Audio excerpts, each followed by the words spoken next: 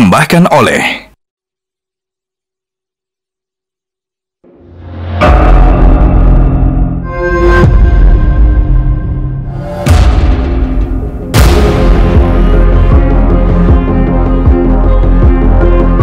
perekonomian Indonesia akan bertumbuh secara berkesinambungan dan berkelanjutan dengan mencapai 8% apabila manusianya ikut tumbuh bersama-sama dengan kita. Kita mendorong perjanjian di level ASEAN yaitu Digital Economic Framework Agreement. Nah, itu diinisiasi Indonesia 2 tahun yang lalu. Kita tidak hanya menciptakan market, tetapi juga para pekerja gig ekonomi, dan ini juga akan masuk di dalam paket kebijakan yang didorong pemerintah.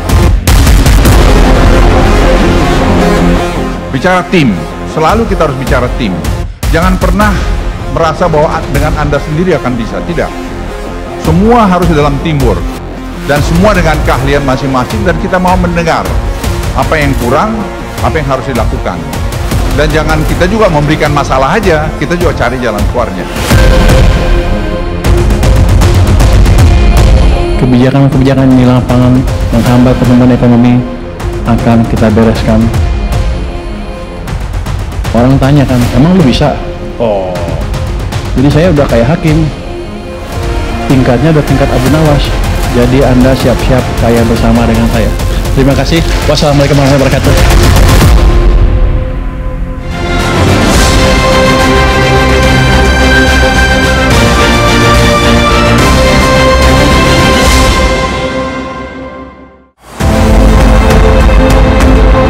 Pemerintahan Presiden Prabowo Subianto dan Wakil Presiden Gibran Rakebuming Raka menargetkan pertumbuhan ekonomi 8% pada tahun 2029. Untuk mengejar target tersebut dalam waktu yang singkat, Kabinet Merah Putih di bawah komando Prabowo Gibran pun merilis berbagai kebijakan, insentif, dan stimulus.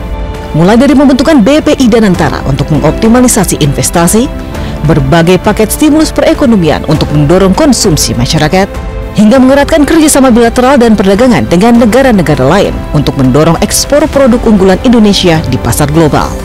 Upaya tersebut pun mulai membuahkan hasil. Pada triwulan 2 2025, pertumbuhan ekonomi Indonesia tercatat 5,12%. Dengan berbagai stimulus, insentif, serta kebijakan yang tepat, diyakini target pertumbuhan ekonomi 8% pada tahun 2029 dapat tercapai.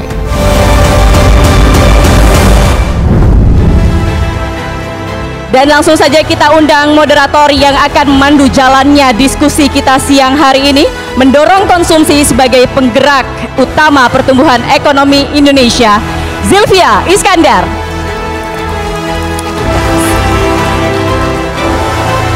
Mas Faisal, duduk aja. Thank you. Ibu Sinta, thank you for coming. Pak Ferry, Pak Mawar. Assalamualaikum warahmatullahi wabarakatuh. Selamat siang Bapak Ibu sekalian, terima kasih sudah hadir dalam acara kita hari ini. Senang sekali saya Zylvia Iskandar akan langsung memandu jalannya diskusi sesi ketiga kita pada hari ini. Tadi kita sudah mendengar loud and clear dari Pak Rosan bagaimana pertumbuhan ekonomi kita selama ini, kontribusinya ada 4. Yang pertama yang paling besar itu adalah domestic consumption atau konsumsi rumah tangga sebesar 54%. Dan itulah yang akan kita bahas, kita kupas secara mendalam. Karena ada 2 kementerian di sini yang pastinya akan menyumbang konsumsi masyarakat secara signifikan. Kita cair saja, silakan kalau Bapak Ibu mau menimpali satu sama lain ya. Mau langsung memberikan masukan, mau langsung menimpali, monggo saja. Pak Maman, tadi kita sudah dengar bagaimana konsumsi itu adalah salah satu aspek besar untuk bisa mendorong pertumbuhan ekonomi kita. Dan kita tahu UMKM selama ini memiliki kontribusi yang sangat besar. Tapi pertanyaannya Pak Maman, bagaimana supaya UMKM kita itu bisa naik kelas sehingga konsumsi masyarakat kita juga akhirnya bisa terdongkrak? Ya, tepuk tangan dulu lah buat Metro TV. Saya memulai dari beberapa informasi bahwa yang pertama, bahwa kontribusi di sektor UMKM itu terhadap GDP kita plus minus itu kurang lebih 55-60%. Saya menggunakan range 55-60% karena biar kita juga tidak terjebak pada satu angka, karena ini kan fluktuatif dia, naik dan turun. Artinya ada kontribusi yang cukup signifikan terhadap GDP kita. Di sisi lain, bahwa penyerapan tenaga kerja di sektor UMKM ini kurang lebih di angka sekitar 90–95%. Namun memang yang menjadi isu besarnya bahwa penyerapan tenaga kerja dari sektor UMKM ini masih sebagian besar mereka pekerja-pekerja informal. Ya. Artinya ini memang big isunya yang menjadi salah satu tugas kami juga, bagaimana bisa mengkonversi mereka yang masih di sektor informal ini bisa pindah ke sektor formal agar jaminan-jaminan sosialnya bisa jauh lebih sustain gitu. Nah, karena tadi kita bicara tentang consumption, makanya saya menyebutkan GDP. Ada empat parameter di GDP kita: consumption, investasi, government spending, dan ekspor impor. Ini tentunya semakin tinggi dalam setiap parameter, berarti ini akan memberikan kontribusi GDP yang tinggi. Nah, dalam konteks consumption, karena ini erat kaitannya, kalau kita udah bicara tentang UMKM tuh Mbak, itu udah pasti sektor konsumsi sebetulnya yang mau kita kejar. Jadi kebijakan-kebijakan apapun yang kita dorong, penetrasi pemerintah, affirmative action yang dilakukan oleh pemerintah sebetulnya dalam konteks untuk mendorong pertumbuhan peningkatan angka konsumsi yang ada di parameter GDP kita. Jadi saya sekalian mau pamer nih Mbak, saya sekalian mau pamer. Silakan, jadi bukan hanya Pak Purbaya aja yang boleh pamer, kan saya juga boleh dong. Jadi sepanjang sejarah program KUR di Indonesia, baru pertama kali kita tembus di angka 60% untuk penyaluran KUR di sektor produksi. Jadi pokoknya mengukur keberhasilan penyaluran KUR selama ini buat catatan silakan aja buat teman-teman media, mengukur keberhasilan penyaluran KUR itu selama ini hanya dari jumlahnya saja. Jadi kalau dibudgetkan 300T, mengukur keberhasilan itu ya harus 300T. Pertanyaannya 300 triliun itu disalurkan kemana? Ini yang selama ini tidak pernah diukur. Makanya saya selalu bilang, selain kuantitas harus ada kualitas pendistribusian KUR. Karena mengukur peningkatan kualitas pendistribusian KUR itu efeknya nanti pertumbuhan ekonomi, sektor konsumsi dan lain sebagainya. Nah, poin saya dalam kesempatan ini itulah tadi impactnya dalam korelasinya kepada sektor konsumsi. Baik. Saya pikir itu. Oke, terima kasih Pak Menteri buat pembukanya. Jadi Pak Menteri UMKM sudah menjabarkan kepada kita apa dalam 1 tahun ini tantangan utama yang dihadapi oleh Kementerian UMKM. Tadi sudah dijelaskan bahwa ada tantangan memang kita bagaimana membangun sistem digitalisasi untuk mendapatkan database yang akurat mengenai kedudukan, posisi, perkembangan UMKM kita saat ini. Dan juga tadi dijabarkan bahwa ada problem sertifikasi tapi juga sudah ada pencapaian, yaitu penyaluran KUR 60% ini baru pertama kalinya ke sektor produktif. Saya juga ingin tanya ke Menteri Koperasi, Pak Ferry. Menteri Koperasi, apakah juga mengalami tantangan serupa di 1 tahun pertama ketika membangun Kementerian Koperasi di tengah tantangan untuk membangun koperasi Desa Merah Putih? Apakah juga mengalami tantangan serupa dan bagaimana sejauh ini cara menyelesaikannya? Terima kasih Mbak Saskia, terima kasih Metro TV. Jadi yang kami alami di Kementerian Koperasi ketika pertama kali mendapatkan amanat dari Presiden untuk mengejar badan usaha koperasi terhadap BUMN dan swasta, memang itu sudah dari sejak kita diberi amanah. Nah, problemnya adalah memang badan usaha koperasi, meskipun badan usaha koperasi adalah badan usaha yang termaktub di dalam konstitusi kita, di dalam Undang-Undang Dasar 1945 di pasal 33. Nah, tapi koperasi memang sekarang dengan semua realitanya harus diakui kalah jauh, baik dari sisi aset, volume usaha kegiatan maupun dari partisipasi masyarakatnya untuk menjadi anggota koperasi. Kenapa itu bisa terjadi? Saya harus menyampaikan bahwa ada periode ketika Indonesia, negara pemerintah pada saat itu tunduk dengan International Monetary Fund dan kemudian pasar diserahkan kepada mekanisme pasar. Pengertian mekanisme pasar itu, sebenarnya ada pelaku pasar stratifikasinya, ada pelaku pasar besar, sedang dan kecil. Ini penting untuk disampaikan. Karena ketika mekanisme pasar diserahkan kepada mekanisme pasar bebas, peran negara menjadi dikurangi. Nah, dalam kurun waktu itulah terjadi proses di mana koperasi, UMKM menjadi tersisih dibandingkan dengan badan usaha milik negara dan badan usaha swasta. Nah, sekarang Presiden ingin sebenarnya kalau kita lihat gagasan besarnya adalah ingin mengembalikan lagi kitoh atau jalan ekonomi kita yang semula terlalu liberal, ini dikembalikan lagi menjadi ekonomi yang sesuai dengan konstitusi kita. Negara harus hadir, terlibat, mengatur pasar. Karena kalau negara tidak hadir dan terlibat mengatur pasar, ya pasti yang kecil itu akan kalah dengan yang besar.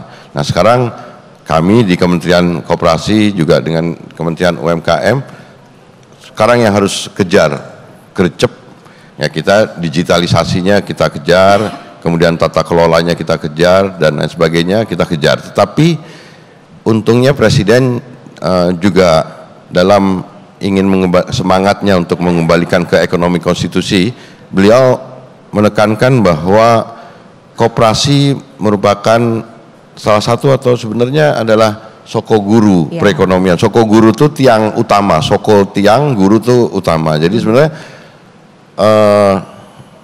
mainstreamnya ekonomi kita itu sebenarnya didrive dari badan usaha koperasi. Seharusnya sepertinya gitu. Tapi kan sekarang dengan segala hormat BUMN dan korporasi yang sebenarnya menjadi mainstream dari praktek dan jalannya ekonomi kita. Nah, tiba-tiba di bulan Maret Presiden punya ide besar tentang membangun koperasi desa Kelurahan Merah Putih. Nah, di situ kami diminta dibentuk, dikeluarkan Inpres nomor 9 tahun 2025, Inpresnya tentang percepatan pembentukan koperasi desa Kelurahan Merah Putih, melibatkan untuk pertama kalinya 18 kementerian lembaga plus dengan daerah dan lain sebagainya. Presiden ingin menjadikan masyarakat di desa itu menjadi pelaku, menjadi subjek, dan dia diberikan badan usaha namanya koperasi. Nah, pembentukan 80.000 koperasi desa artinya kami jungkir balik siang malam itu membentuk 80.000 badan usaha di 80.000 desa dan kelurahan. Dan sudah berhasil, jadi ini juga prestasi yang kami sudah bisa capai.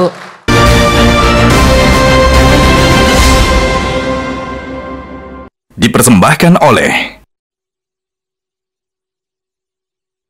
didukung oleh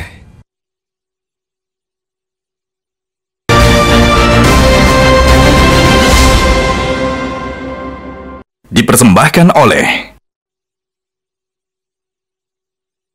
didukung oleh.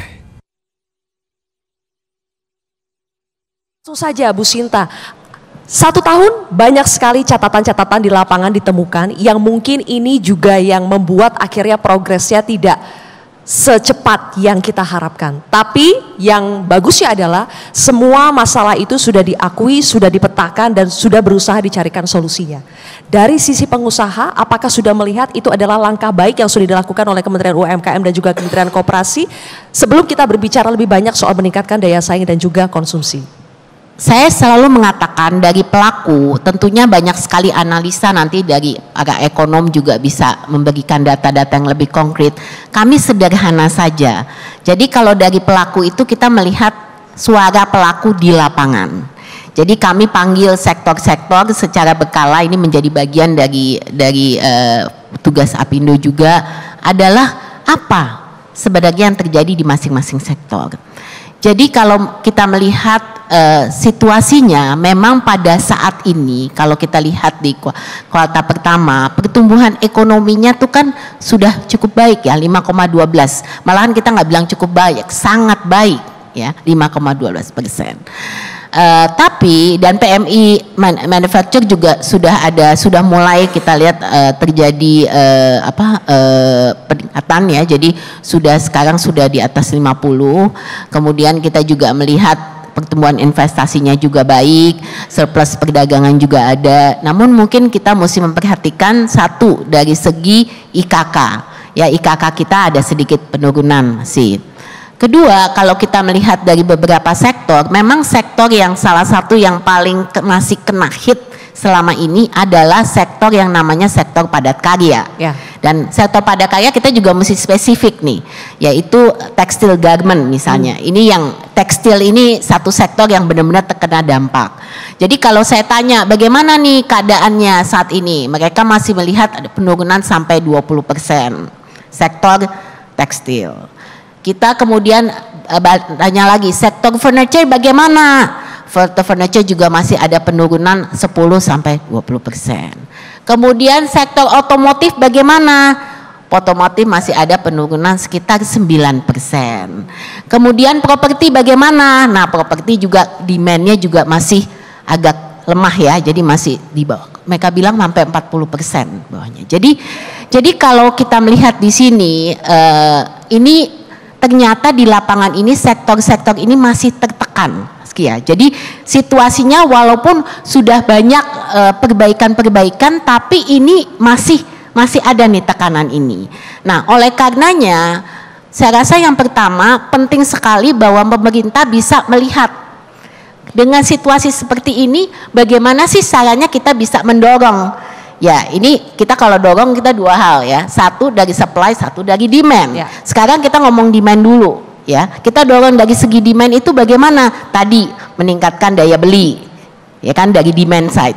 Kemana target sasarannya? Ini yang menarik karena dari kalau kita lihat sasaran insentif, ternyata sekarang yang terjadi pelemahan itu kan di kelas menengah kita ini. Kelas menengah kita ini terjadi penurunan. Berarti target insentif yang mesti diberikan ini mesti ke kelas ini juga nih. Ya kan, untuk mereka bisa konsumsi karena domestic consumption kita kan masih paling tinggi, jadi kita harus naiknya di sini. Nah, disitulah pemerintah kemudian melihat target-target insentif apa yang bisa dimasukkan ke sini. Kemudian keluarlah paket kebijakan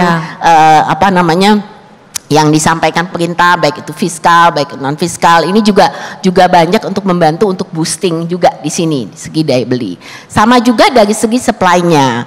Nah, terus terang saya ini bicara dulu secara menyeluruh ya selaku pelaku. Kalau saya suruh ngomong sama Maman soal UMKM itu ceritanya panjang sekali. Tapi kalau dari segi keseluruhan, dari segi supply, ini ada beberapa hal yang mungkin masih menjadi perhatian pemerintah. Pertama, kita bicara soal deregulasi. Deregulasi ini sudah terjadi. Jadi pemerintah mendengar masukan pelaku nih, apa nih yang mesti perbaikan polisinya, ya kan? Ini sudah mulai ada ya, baik itu dari segi perdagangan, kita kan udah mulai deregulasi dari import. Kemudian kita melihat juga dari investasi kita ada perbaikan dari segi perizinan dan lain-lain. Mulai ada tapi signifikan tidak dampaknya, Bu? Kenapa? Signifikan tidak dampak dari deregulasi. Nah, ini dulu. Kadang-kadang kita melihat itu bisa langsung berbalik tangan, tidak bisa langsung. Jadi misalnya sekarang kalau kita lihat regulasi daripada import pasti ada perbaikan, ya kan? Tapi banjirnya import ini itu tidak bisa begitu saja kemudian hilang karena ada deregulasi ini gitu loh. Ini banyak sekali faktornya. Nah, belum lagi saya selalu ngejotin ke Pak Rosan dan teman-teman ini soal high cost ekonominya.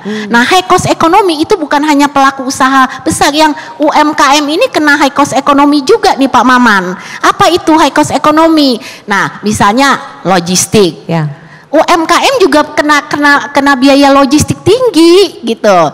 Kemudian suku bunga pinjaman. Suku bunga pinjaman kita itu masih tinggi kalau dibanding dengan negara tetangga. Ini harus jadi faktor karena Indonesia ini kan mau berkompetisi. Dia tidak berdiri sendiri. Nah, ini perhitungan-perhitungan yang mesti diperhatikan.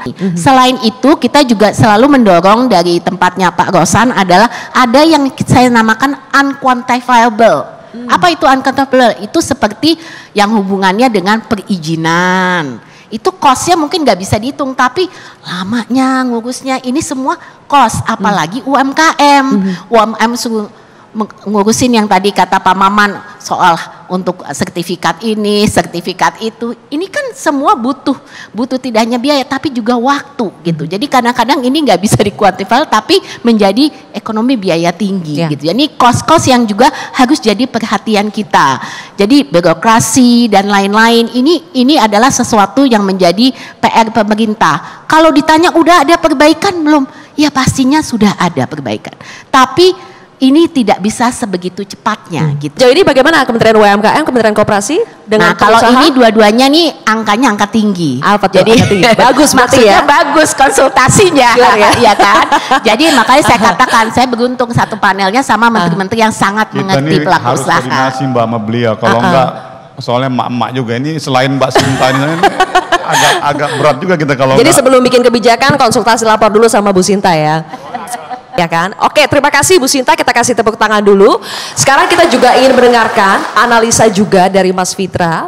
Mas Fitra, kalau kita berbicara dari 3 narasumber kita masih berbicara soal apa masalah dan potensinya. Tapi kita ingin mengetahui tren untuk 1 tahun ke depan nanti, bagaimana dengan berangkat dari kondisi kita saat ini, apakah kita bisa optimistis untuk melihat daya saing UMKM kita, kemudian pertumbuhan konsumsi kita bisa meningkat di tahun berikutnya? Kita bicara konsumsi. Nah, kalau kita bicara konsumsi, tadi sudah disampaikan berapa kontribusinya dan seterusnya. Tetapi kita harus tahu bahwa konsumsi itu adalah derivat.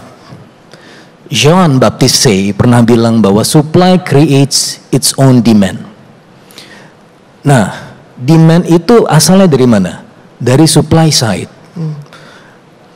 Kalau kita lihat dari persamaan konsumsi, consumption is sama dengan autonomous consumption ditambah BY, a fraction of income.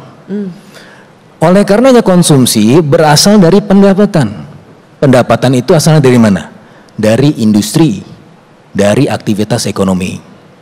Makanya di Asta Cita nomor 5 kita punya industrialisasi.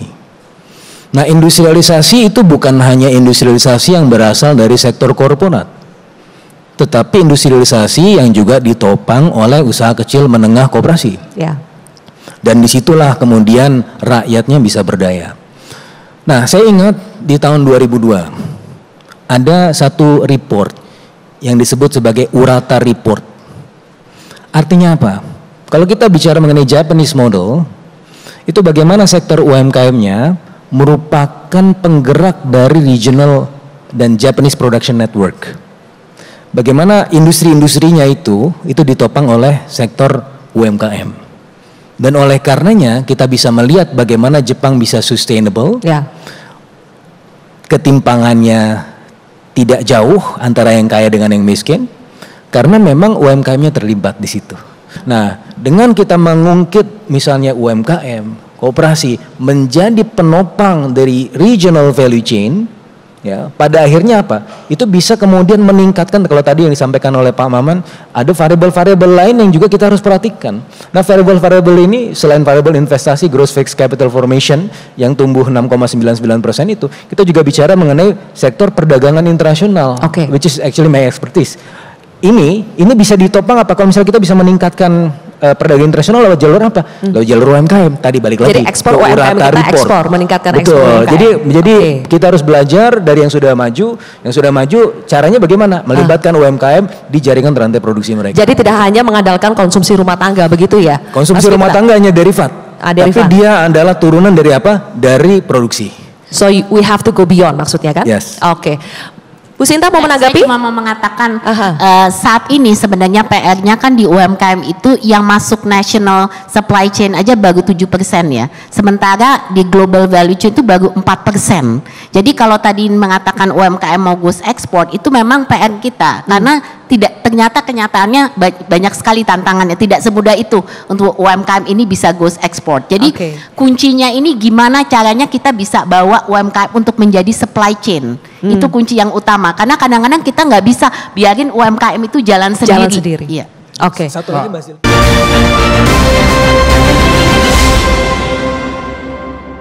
Dipersembahkan oleh didukung oleh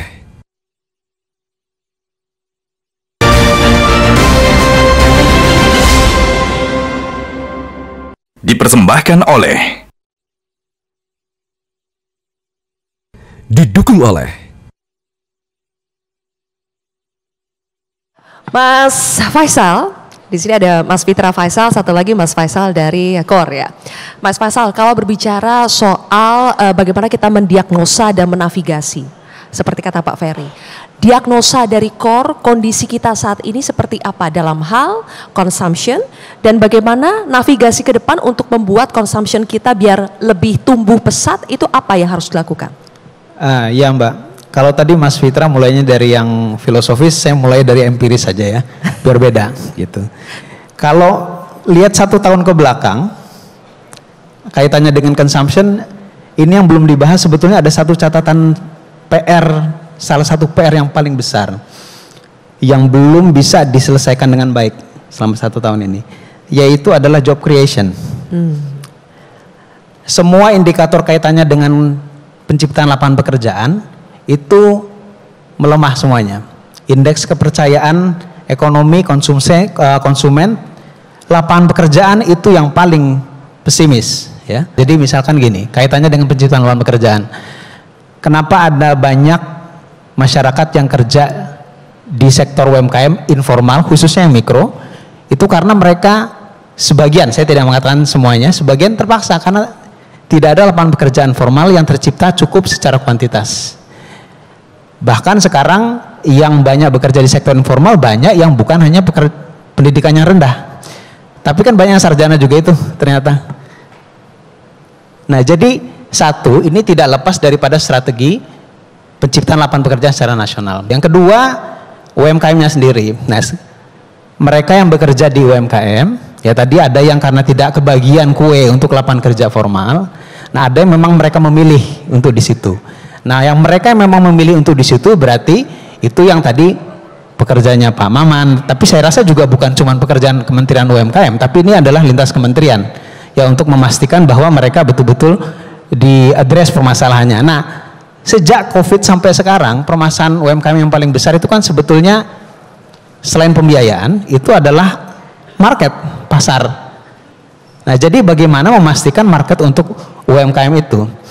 Ini kaitannya dengan konsumsi. Nah, kalau saya ingin membedah konsumsinya itu bahwa kalau kita tadi mau berbicara konsumsi rumah tangga sebagai pendorong pertumbuhan ekonomi yang paling besar kuenya, nah 81% lebih dari konsumsi rumah tangga itu disumbangkan oleh kelas menengah, 38%-nya. Lalu calon kelas menengah 43%. Jadi sebetulnya calon kelas menengah lebih besar. Kalau diartikan itu apa? Calon kelas menengah itu dalam kategori BPS itu yang dia spendingnya per bulan per orang dari 860.000 sampai 2 juta per bulan per orang. Itu calon kelas menengah. Itu banyak sekali, kontribusinya sampai 43% terhadap total konsumsi kita. Nah, itu kaitannya nanti dengan pasar UMKM ya. Yang kedua tadi kelas menengah yang dia spendingnya dari 2 juta sampai hampir 10 juta.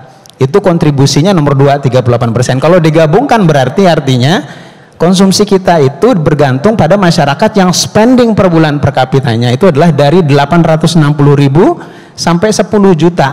81%. Kalau dia turun, maka akan kena sektor produksi ya. Nah, Bapak Ibu sekalian, kita sudah memasuki sesi-sesi akhir. Oleh karena itu saya memberikan kesempatan kepada masing-masing narasumber saya di sini untuk menyampaikan closing statement. Jadi kunci supaya kita bisa meningkatkan konsumsi untuk bisa mendorong pertumbuhan ekonomi mencapai 8% itu apa?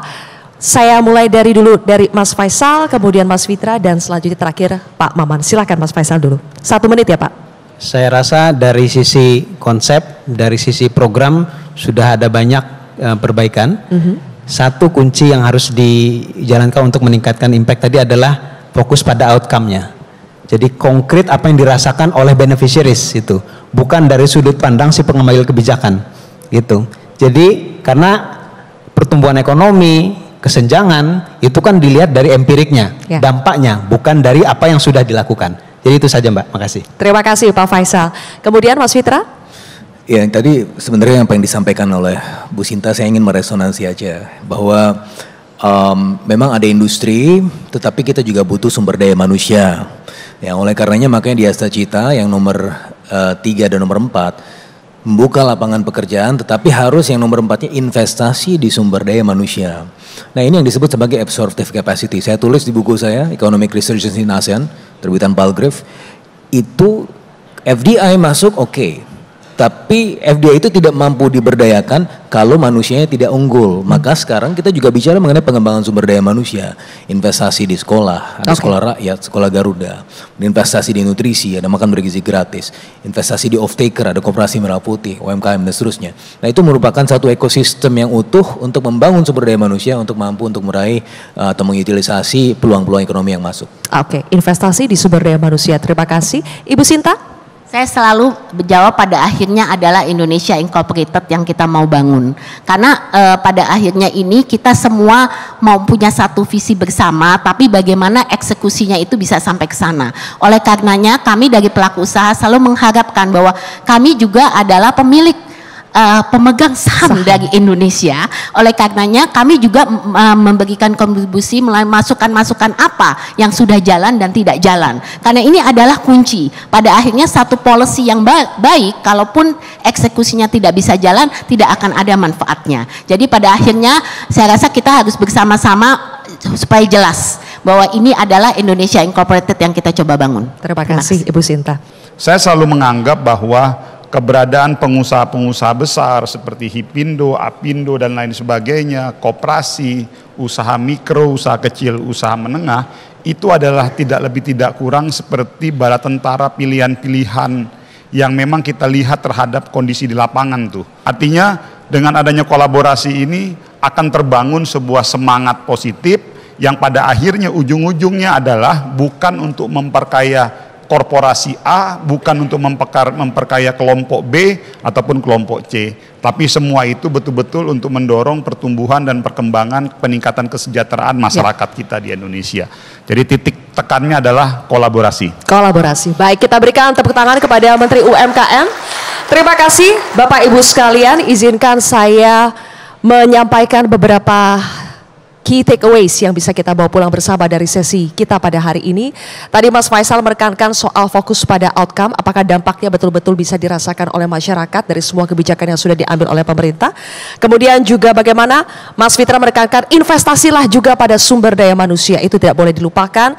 Ibu Sinta, Indonesia Incorporated, bagaimana eksekusi juga harus dijalankan dengan maksimal supaya dampaknya terasa. Dari Pak Ferry, bagaimana arah perekonomian kita sekarang sudah sangat terlihat berpihak kepada rakyat melalui Koperasi Merah Putih yang bisa menghadirkan efek multiplier atau multiplier efek. Dan terakhir adalah bagaimana kita menekankan kolaborasi di setiap langkah kita. Oleh karena itu Bapak Ibu sekalian, dengan komitmen yang kuat, strategi yang mantap, kita harapkan bahwa kolaborasi harmonis juga bisa terjalin supaya konsumsi kita tumbuh pesat, perekonomian Indonesia maju melesat. Saya Zilvia Iskandar pamit undur diri, terima kasih. Saya kembalikan lagi kepada rekan Gadis Bianca. Baik, terima kasih rekan Zilvia Iskandar. Sekali lagi kami ucapkan terima kasih untuk moderator Zilvia Iskandar dan juga para panelis. Untuk sesi ini, Bapak Maman Abdurrahman, Menteri UMKM Republik Indonesia, Menteri Koperasi Republik Indonesia, Bapak Ferry Juliantono, Ketua Umum Apindo, Ibu Sinta W. Kamdani, Economist of Presidential Communications Officer, Bapak Fitra Faisal Hastiadi, dan juga Ekonom Senior Core Indonesia, Bapak M. Faisal.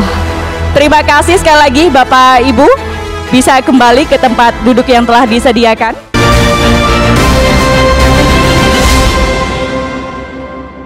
Dipersembahkan oleh, didukung oleh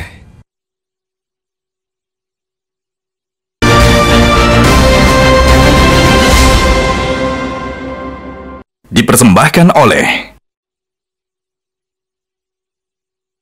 didukung oleh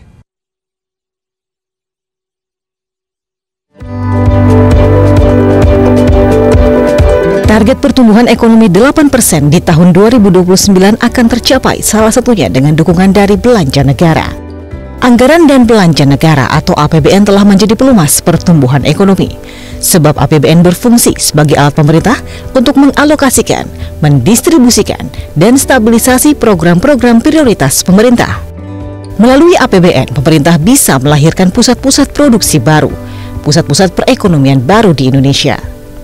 Melalui APBN juga pemerintah bisa menjamin program kesejahteraan masyarakat sampai ke masyarakat.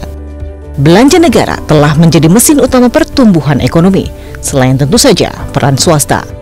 Dengan konsistensi menjaga kesehatan belanja negara di APBN, maka upaya memacu pertumbuhan ekonomi menuju 8% bukan hal yang tidak mungkin.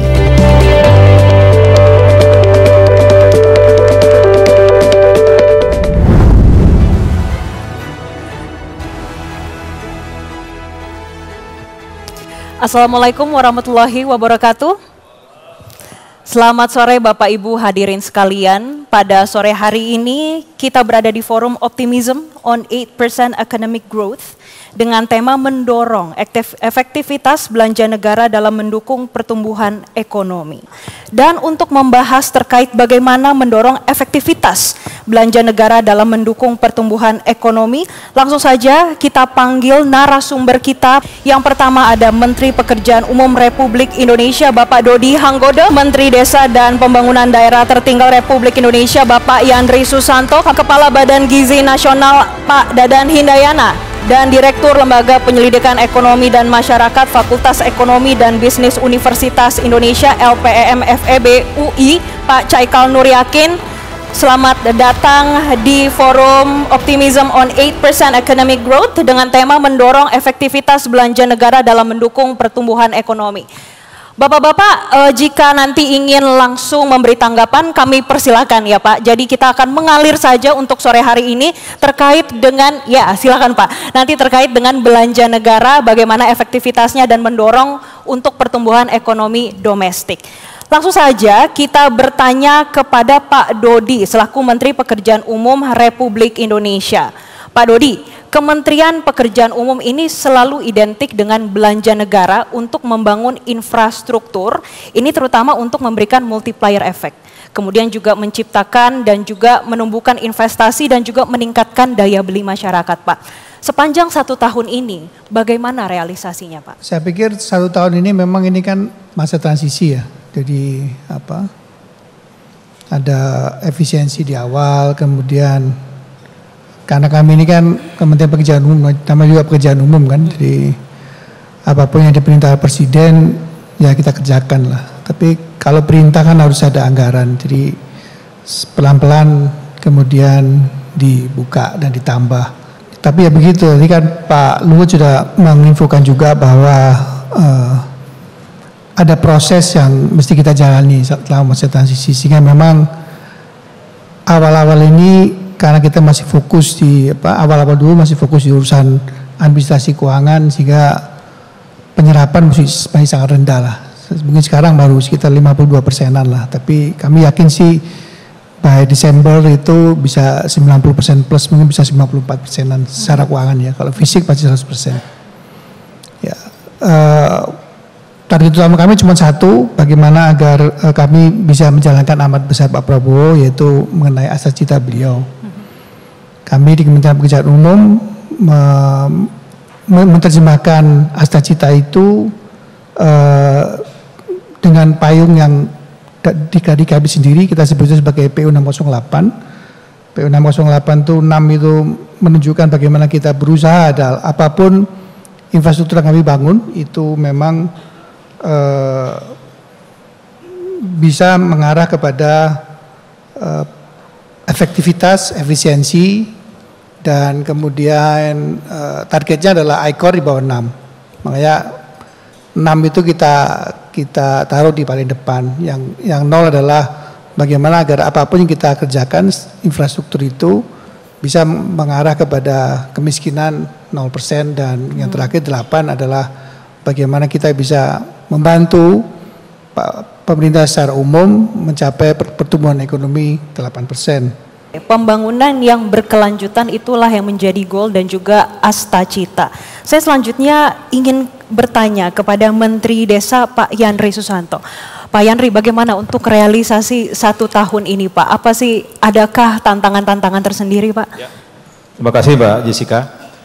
Jadi Kementerian Desa dan Pembangunan Daerah Tertinggal tentu sangat erat dengan asta cita ke-6 Bapak Presiden Prabowo, yaitu membangun dari desa dan dari bawah untuk pemerataan ekonomi dan pemberantasan kemiskinan.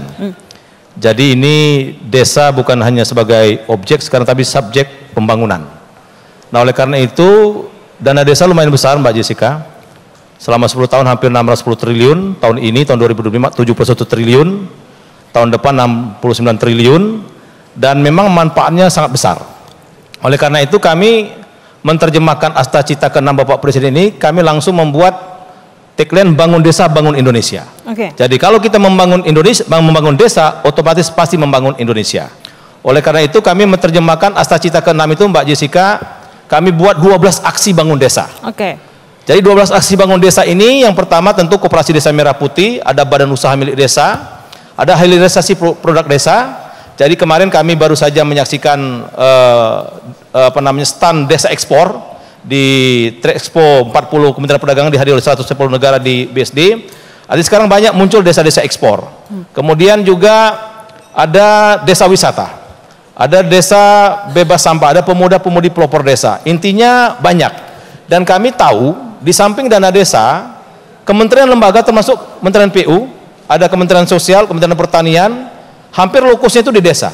Nah oleh karena itu saya sebagai Menteri Desa sudah melakukan kolaborasi dengan kementerian lembaga terkait, termasuk dengan BGN, ya. Apalagi BGN MBG itu ya cabenya ada di desa, terongnya ada di desa, telurnya ada di desa.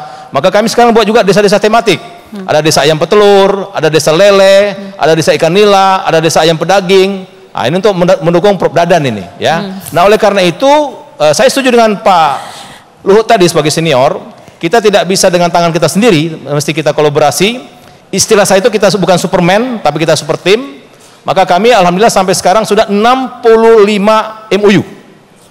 Mulai dari Mabes Polri, ada dengan Kejaksaan Agung, kami ada program digitalisasi jaga desa, ada dengan TNI dalam swasembada pangan, dengan Menteri Pertanian. Inti pokoknya semua kementerian lembaga yang ada kaitannya dengan desa kami ajak gabung bareng jalan dan bersama-sama untuk menyatukan energi, termasuk pihak swasta. Jadi ada sekitar 500 perusahaan BUMN maupun swasta kami ajak untuk membangun desa. Kemudian banyak juga di samping APBN kami juga menggandeng pihak donor dari luar negeri. Maka sekarang ada program tekad transformasi kampung ekonomi terpadu. Ada 1.110 desa yang kami garap. Inti pokoknya Mbak Jessica, sekali lagi Pak Prabowo menempatkan desa menjadi subjek pembangunan itu sudah sangat tepat. Dan hakul yakin saya dengan program yang luar biasa, diantaranya adalah Koperasi Desa Merah Putih, di mana Kementerian Desa juga sangat aktif terlibat. 80.000 Kopdes itu 75.000 desa. Waktu pembentukan semuanya melalui musyawarah desa khusus, dan itu kerjanya kami bekerjasama dengan kementerian lembaga yang lain. Alhamdulillah lancar. Sekarang kita masuk tahap yang kedua, yaitu pembangunan fisik, gerai dan logistiknya. Inti pokoknya saya katakan tagline kami tadi, bangun desa bangun Indonesia, desa terdepan untuk Indonesia. Maka menuju Indonesia emas itu, ayo bangun desa. Dan saya katakan jangan banyak tinggal di kota sarjana dan nganggur, mari pulang ke desa. Boleh tinggal di desa, tapi pendapatan mengalahkan orang kota. Terima kasih Mbak Jessica. Oke, Pak Yandri. Pak Dadan, sudah dicolek tadi sama Pak Yandri terkait dengan sinergi. Dalam 1 tahun ini, bagaimana sinergi dan juga realisasi dari BGN sendiri, Pak?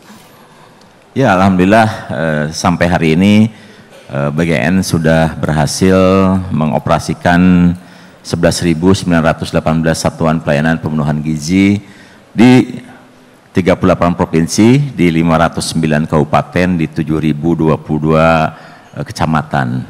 Dan ini dari arti ekonomi kan cukup besar ya, karena satu SPPG ini kan akan menyerap kurang lebih antara 9 miliar sampai 10 miliar per tahun untuk menggerakkan roda ekonomi, di mana 85%-nya untuk membeli bahan baku, dan bahan bakunya 99% adalah produk pertanian, 10,5%-nya digunakan untuk membayar relawan, ibu-ibu, bapak-bapak yang ikut bekerja di satuan pelayanan pemenuhan gizi, dan itu rata-rata satu satuan pelayanan kan mempekerjakan 50 orang. Jadi dari segi tenaga kerja saja sekarang sudah tercatat sekitar ada 450.000 orang yang terlibat langsung di satuan pelayanan pemenuhan gizi, dan kemudian satu SPPG membutuhkan minimal 15 supplier mulai dari beras, telur, susu, ikan, ayam, dan lain-lain. Dan itu merupakan potensi ekonomi yang luar biasa karena satu supplier biasanya akan mempekerjakan antara 2 sampai 15 orang, sehingga jumlah tenaga kerja yang terserap saya kira sekarang sudah hampir 900 sampai 1 juta lewat program makan bergizi gratis. Alhamdulillah hari ini sudah ada penyerapan kita 27,2 triliun, menyangkut 38,34% dari APBN kita. Tapi jangan lupa bahwa ada 27.000 SPG yang sudah mendaftar di portal kita, yang 11.918-nya sudah operasional. Seluruh bangunannya merupakan kontribusi dari mitra. Jadi dengan adanya 27.000 yang sudah mendaftar, itu sudah kurang lebih 54 triliun tersendiri uang yang beredar di masyarakat, yang berasal dari masyarakat. Jadi uang dari APBN-nya sendiri itu hanya digunakan untuk makan bergizinya, untuk bantuan pemerintah makan bergizi, dan itu baru menyerap 27,2 triliun, sementara uang masyarakat yang sudah berkontribusi terhadap program makan bergizi mencapai 54 triliun. Ini kalau kita handle pakai APBN itu akan ribut orang, dan alhamdulillah sekarang 100% yang sudah operasional itu merupakan kontribusi dari masyarakat.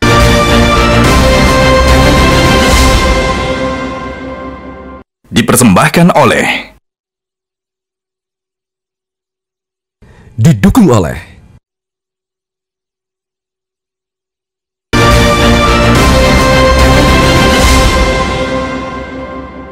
dipersembahkan oleh, didukung oleh Pak Caikal. Melihat realisasi dalam 1 tahun terakhir, bagaimana analisis Anda terkait dengan penyerapan dan juga kualitas dari belanja negara? Pertama-tama mungkin pertumbuhan ekonomi. Kalau dalam teorinya pertumbuhan ekonomi ini hanya bisa diciptakan gitu ya melalui pertambahan nilai tambah gitu. Jadi harus ada value added. Kalau kita lihat program-program pemerintah gitu ya sampai saat ini atau mungkin di kuartal kedua gitu ya, kita baru melihat adanya pergeseran saja gitu, pergeseran dari aktornya gitu kan. Jadi aktor ekonominya bergeser, mungkin ada aktor-aktor baru gitu ya yang menyediakan kegiatan ekonomi termasuk MBG, kemudian juga mungkin nanti Koperasi Merah Putih, itu juga pergeseran mungkin ya yang mungkin masih belum terlihat gitu ya. Penciptaan nilai tambahnya justru kan bukan geser aja, tapi juga apakah ekonomi mengalami pertambahan nilai atau tidak gitu ya. Apakah memang pertumbuhan-pertumbuhan dari sektor-sektor tadi ya, sektor-sektor dari pedesaan gitu ya, pertanian, kemudian dari MBG itu cukup gitu ya untuk menjadi mesin pertumbuhan gitu. Karena dalam arti kita lihat selama ini yang terjadi adalah pengalaman-pengalaman negara yang berhasil keluar dari middle income trap itu selalu antara dari sektor pertanian kemudian ke manufaktur, ke industri, kemudian ke sektor jasa gitu, Mbak Jessica. Nah kalau kita lihat kan berarti program-program pemerintah ini belum terlihat gitu, bukannya tidak terlihat ya, saya belum melihat gitu ya. Adanya kemudian tadi ya Pak Dadan udah bilang sih ya, adanya industri-industri baru dan sebagainya gitu ya. Saya belum lihat apakah memang ini juga bisa mendorong industri manufaktur Indonesia gitu, program-program pemerintah. Karena bagaimanapun juga kontribusi dari sektor manufaktur Indonesia itu tertinggi di tahun 2000-an ya, 2001. Dan ketika itu Indonesia baru mungkin di bawah $1.000 per kapita gitu. Dan itu terlalu rendah dalam arti bahwa kita udah berada di puncak kontribusi industri manufaktur, padahal dolar income kita, per kapita kita masih di bawah 1.000 gitu. Nah itu yang disebut dengan deindustrialisasi dini. Jadi sebenarnya kontribusi manufaktur itu bisa menurun, boleh menurun kalau kita sudah cukup besar income per kapitanya. Jadi mungkin itu ya, kita pengen sekali sebenarnya secara konseptual saya memahami ya betapa indahnya gitu ya MBG bisa meningkatkan rantai produksi misalnya gitu ya, tapi itu memang di data-data kami belum terlihat gitu ya Mbak ya, adanya penciptaan industri baru gitu. Oke, tadi kita sudah mendengar bagaimana ada program flagship pemerintah yang dibahas, ini baik dari sisi MBG dan juga Koperasi Desa. Pak Dadan, kita mendengar tadi terkait dengan program MBG. Strategi apa dari BGN untuk menghadapi tantangan serapan anggaran hingga akhir tahun 2025? Ya, serapan anggaran di Badan Gizi itu identik dengan jumlah penerima manfaat. Nah, jumlah penerima manfaat itu dicerminkan dari jumlah SPPG yang berdiri. Satu SPPG berdiri maka 1 bulan akan terserap antara 900 sampai 1 miliar. Jadi siang ini saya baru dapat laporan, tadi saya menyampaikan 11.918. Barusan saya dapat laporan sudah 12.000, jadi sudah tambah 100. Artinya sudah bertambah 100 juta untuk menyerap anggaran. 100 miliar untuk menyerap anggaran, ya kan? Jadi kita prediksi nih dengan 12.000 saja dalam 10 hari ke depan, ini kita akan menyerap 6 triliun karena penyerapan kita per 10 hari, ya, per periode 10 sampai 12 hari. Jadi dalam 10-12 hari ke depan kita sudah akan menyerap minimal 6 triliun. Ya, jadi akhir Oktober ini kita akan bertambah serapannya menjadi 12.000 itu 6 triliun. Jadi akan bertambah 27 tambah 6, 33 triliun. Itu di akhir Oktober. Di November tanggal 15 itu kita kemungkinan besar sudah akan membentuk 15.000 SPPG. Sehingga pertengahan pertama November kita akan menyerap 7,5 triliun. Ya gitu. Kalau itu tetap sampai akhir tahun, maka 2 bulan saja kita akan menyerap 30 triliun. Kurang lebih seperti itu. Jadi penyerapan di Badan Gizi mudah dihitung dan ini selalu berkorelasi positif. Jadi ketika Pak Presiden mau menyatakan pidato kenegaraan tanggal 15 Agustus, kami kan menyampaikan data 5.800 SPPG. Kemudian Pak Presiden bertanya, apakah datanya itu real atau nih gimana gitu. Saya bilang, Pak, data yang ada di Badan Gizi Nasional itu data otentik dan Bapak bisa konfirmasi lewat penyerapan anggaran. Betul saja, besoknya terjadi penyerapan anggaran 2,1 triliun. Jadi kalau dibagi 450 juta, itu artinya 5.000 SPPG menyerap anggaran saat itu. Jadi kami sangat optimis bahwa uang yang 71 triliun pasti akan kami serap. Bahkan kami akan membutuhkan tambahan dari dana cadangan. Ya. Pak, tapi untuk di akhir tahun 2025, kita masuk ke kuartal keempat saat ini. Apakah ada strategi khusus untuk mempercepat itu, Pak? Ya, gini, kami itu kan ada 3 kunci makan bergizi. Yang pertama adalah anggaran. Anggaran sudah disiapkan oleh pemerintah dari awal. Yang kedua SDM. Karena tidak ada SPPG yang tidak dipimpin oleh kepala SPPG yang merupakan sarjana penggerak pembangunan Indonesia. Itu sudah selesai. Nah sekarang kunci yang ketiga adalah infrastruktur. Nah infrastruktur ini sekarang sudah antri di portal kita ada 27.000. Jadi apa yang harus dilakukan oleh Badan Gizi sekarang itu hanya mempercepat verifikasi mitra-mitra yang sudah selesai membangun. Makanya kenapa kami selalu mengumumkan data dan menghasilkan SPPG per hari antara 150 sampai 200. Karena itu tergantung dari kecepatan kita melakukan verifikasi. Verifikasi ini ada 2, satu verifikasi data di pusat dan tentu saja juga yang paling susah adalah verifikasi lapangan. Karena seluruh SPPG yang sudah selesai itu harus diinspeksi, harus dilihat oleh petugas kami di lapangan. Itu yang membutuhkan waktu antara 1 sampai 3 hari. Tetapi kalau sudah selesai dikontrol oleh petugas di lapangan, di pusat hanya 10 menit selesai. Oleh sebab itu maka kami bisa hasilkan antara 150 sampai 200 SPPG per hari dan itu adalah mesin penyerapan Badan Gizi Nasional. Karena artinya kalau ada 1 SPPG berdiri itu artinya kan melayani 3.000, ya kan gitu. Jadi kalau misalnya hari ini sudah bertambah 100, itu artinya kan 300.000 penerima manfaat sudah kita beri makan, dan itu akan menyerap anggaran. Demikian. Pak Yandri, silakan. Saya ini kan jarang di kantor Jakarta, muter terus. Barusan saya ke daerah Gunung Bromo. Itu ada 6 desa 1 kecamatan, 80 tahun Indonesia merdeka nggak punya air. Ya, tadi saya bisik-bisik sama beliau. Bisa nggak dihibahkan paralon atau pipa? Kalau yang masangan sudah saya carikan. Nah, kalau ini kita urai, berarti kan bisa juga. Nanti bisa pusat ikan situ kan, untuk sayuran tidak terhambat kan, itu untuk kesejahteraan masyarakat. Jadi Menteri PU dan Kepala BGN ini bagi Menteri Desa, ini 2 sisi mata uang yang nggak bisa saya pisahkan ini. Ya kan?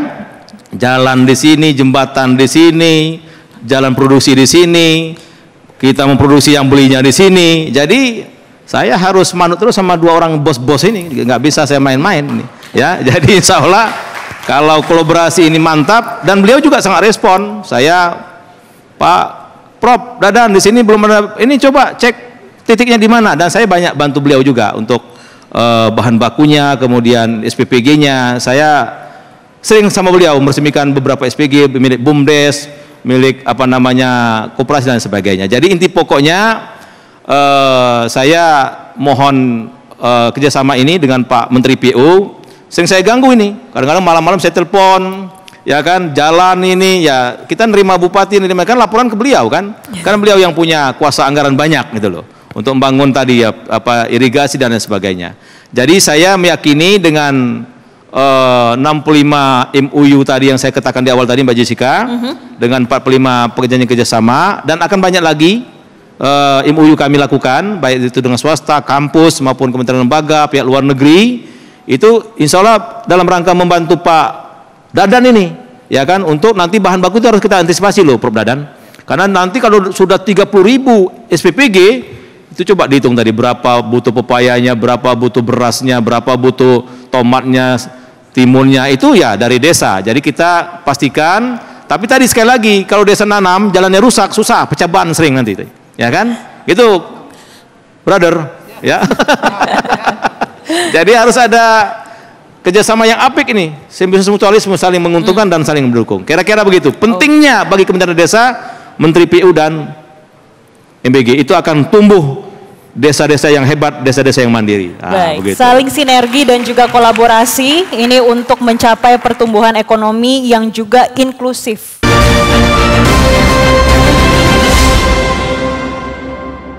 Dipersembahkan oleh, didukung oleh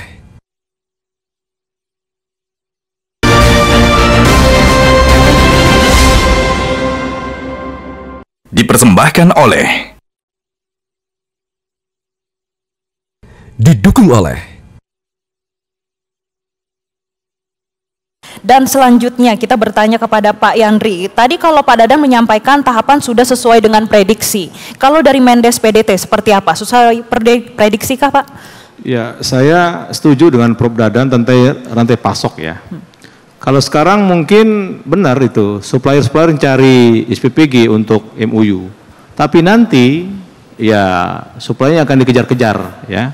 Oleh karena itu saya setuju dengan Mas Haikal tadi bahwa perlu persiapan. Jangan sampai program, ini kan program baru nih Mbak Jessica. MBG kan program baru, semenjak Indonesia merdeka 80 tahun kan baru ini ada program yang masif, luar biasa sampai ke akar rumput kan.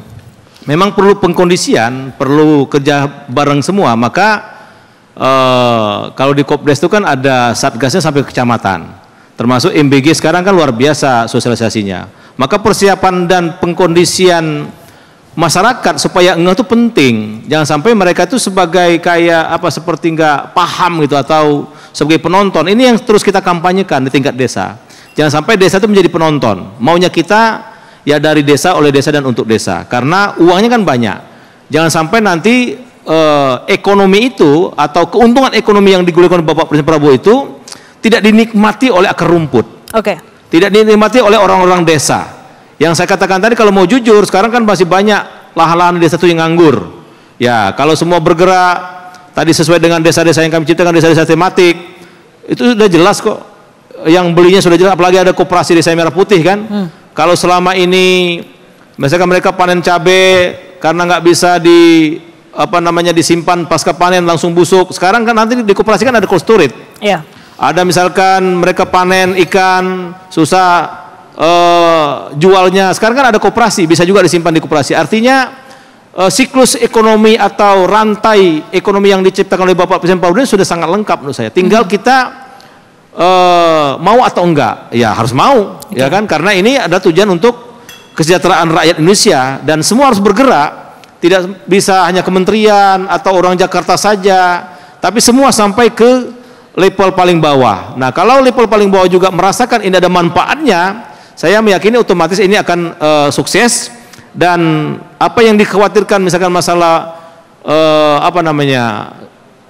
bahan baku tadi akan menjadi kendala, itu insya Allah tidak akan terjadi. Tapi kalau kita tidak persiapan dengan matang, saya khawatir itu. Nanti lagi-lagi kita impor.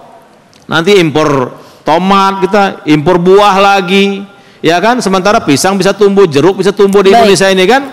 Tapi kenapa? Karena kita tadi daya juang kita itu masih kurang di tingkat desa. Mungkin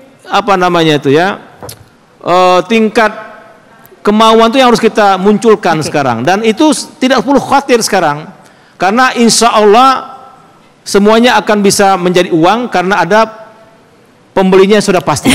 MBG. Oke, jadi ini sinergi tinggal dan kolaborasi. Menteri PU, kalau jalannya bagus, orang kan enak tuh ke sawah-sawah bawa hasil produksi, truk bisa masuk. Didukung ya kan? dari sisi infrastruktur. Ini kolaborasi. Tapi saya 2 jempol lah buat 2 sahabat saya ini. Insya Allah dari Pak desa Dodi, kita bangun Indonesia. Oke, Pak Dodi, terakhir bagaimana komitmen dari Kementerian PU dan juga prioritas yang akan dilaksanakan untuk mendukung program flagship dari pemerintah? Kami selalu bekerja itu di koridornya hari ini ya, kerja di koridornya Astacita beliau. Jadi sementara kan kita semua tahu fokus beliau adalah swasembada pangan, swasembada pangan, energi dan air. Swasembada pangan, energi dan air itu ujung-ujungnya adalah airnya kan Pak. Air tidak hanya untuk mengairi irigasi, tapi bagaimana air ini bermanfaat juga kepada masyarakat sekitarnya untuk penyediaan air bersih dan seterusnya. Nah, itu yang akan terus kita dorong. Karena kalau kemudian air bendungan dan irigasinya macet, otomatis airnya nggak sampai ke sawah, swasembada pangan juga akan terganggu. Kira-kira begitulah Mbak. Jadi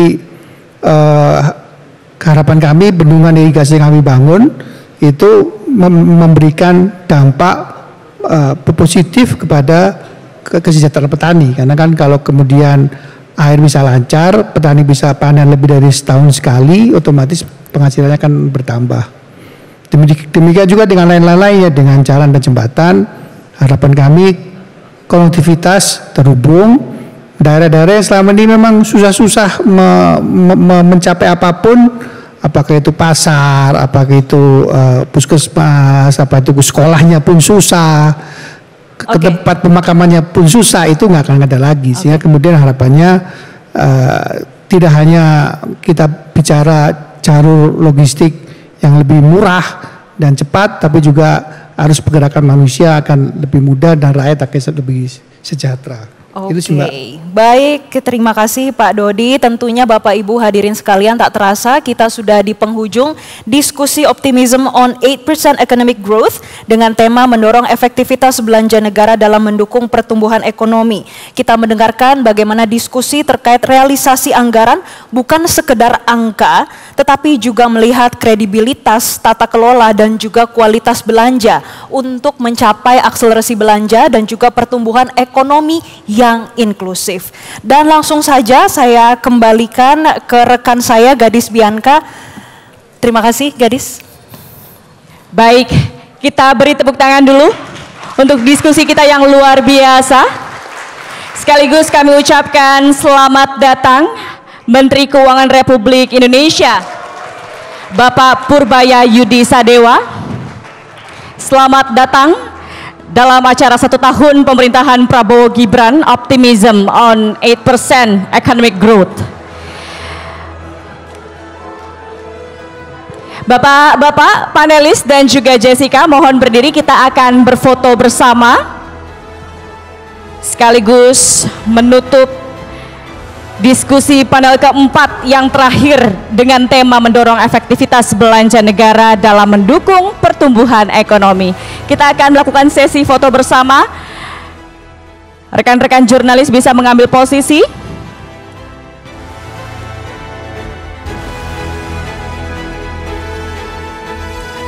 Sekali lagi, 3, 2, 1. Baik, terima kasih.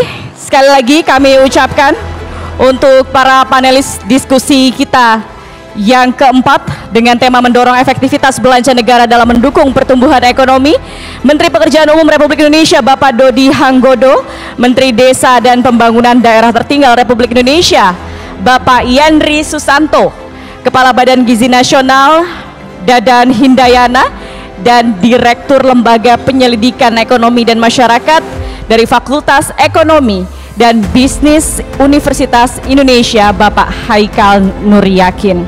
Tentu memang belanja negara ini merupakan salah satu instrumen utama dalam menjaga stabilitas dan mendorong pertumbuhan ekonomi Indonesia melalui alokasi anggaran yang tepat sasaran, efisien dan produktif.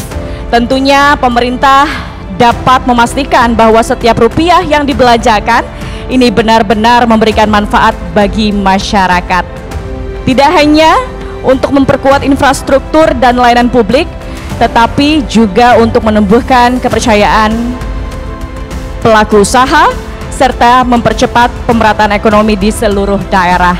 Bapak Ibu, tentu efektivitas belanja negara ini menjadi kunci agar target pertumbuhan ekonomi nasional dapat tercapai secara berkelanjutan sesuai dengan target 8% dari pertumbuhan ekonomi kita.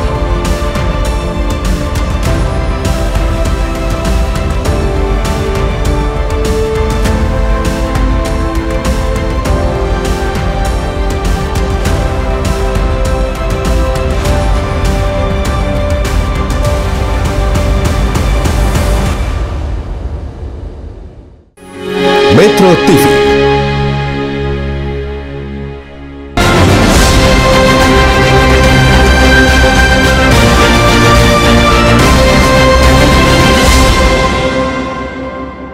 Dipersembahkan oleh, didukung oleh